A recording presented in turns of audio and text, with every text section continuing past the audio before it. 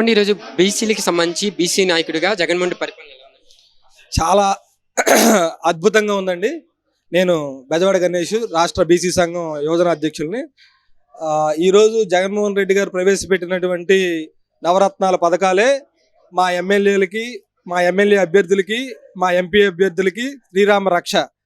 జగన్ గారి ఫోటో వెనకమాల పెట్టుకుంటే అతి సామాన్య వ్యక్తి కూడా ఖచ్చితంగా ఎమ్మెల్యేగా కానీ ఎంపీగా కానీ గెలవడానికి అత్యంత ఆస్కారం ఉందని నేను తెలియజేయడానికి ఎటువంటి ఆలోచన లేకుండా తెలియజేస్తున్నాను. టీడీపీ వాళ్ళు బీసీలకు న్యాయం చేశారు గత ప్రభుత్వం, లేదంటే ఇప్పుడు వైఎస్ఆర్సీ ప్రభుత్వం టీడీపీకి న్యాయం చేశారా? నేను నిన్న ప్రెస్ మీట్లో కూడా చెప్పాను బ్రదర్, అదే మాట మళ్ళీ మీకు కూడా చెప్తున్నాను.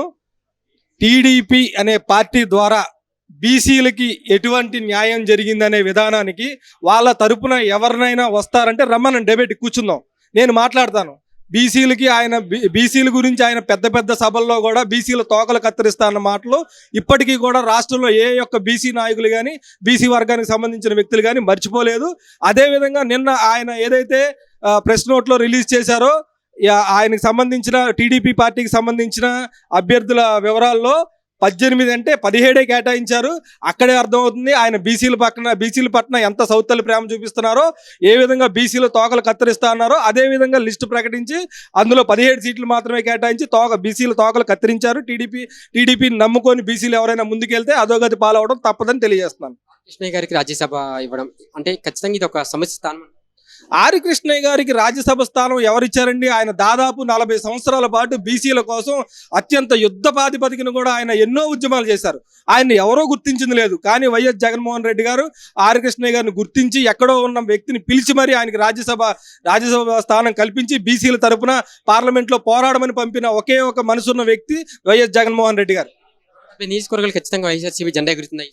175 నియోజకవర్గాలకి 175 నియోజకవర్గాలను వైఎస్ఆర్సీపీ కైవసం చేసుకుంటుందని ఘంటాపథంగా తెలియజేస్తున్నాము.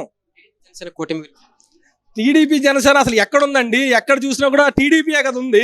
ఇప్పుడు నేను నిన్న కూడా చెప్పాను బ్రదర్, మళ్ళీ అదే విషయం తెలియజేస్తున్నాను. నిన్న ఏదైతే వీళ్ళు అభ్యర్థుల జాబితాను ప్రకటించారో ఆయన ఒక ప్రింటెడ్ పేపర్ తీసుకొని వచ్చి చంద్రబాబు నాయుడు చాలా కూలంకుషంగా దాన్ని ప్రెస్కు చూపించారు.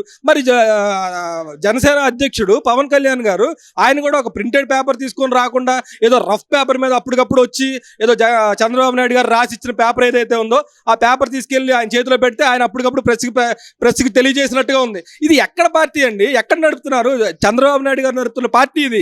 అసలు జనసేన పార్టీ అనేది లేదు. ఇప్పుడు దాన్ని నమ్ముకొని ఎంతమంది సీట్లు వస్తాయేమో అని ఎంతో ఆశతో రాజకీయాల్లోకి వచ్చిన ఎంతో మంది యువకులు కానీ రకరకాల విధాలుగా ఉన్న బీసీ నాయకులు కానీ ఎన్నో కష్ట నష్టాలు పడి జనసేన పార్టీ నుంచి సీటు దక్కుతుందని కష్టపడి తిరిగిన వాళ్ళంతా ఇవాళ సూసైడ్ చేసుకోవడానికి ముందుకు వస్తున్నారంటే ఈ పుణ్యం ఎవరు కట్టుకోవాలి? పవన్ కళ్యాణ్ గారే కట్టుకోవాలి కదా, ఇంకెవరైనా కట్టుకుంటారా మీరు చెప్పండి పోనీ.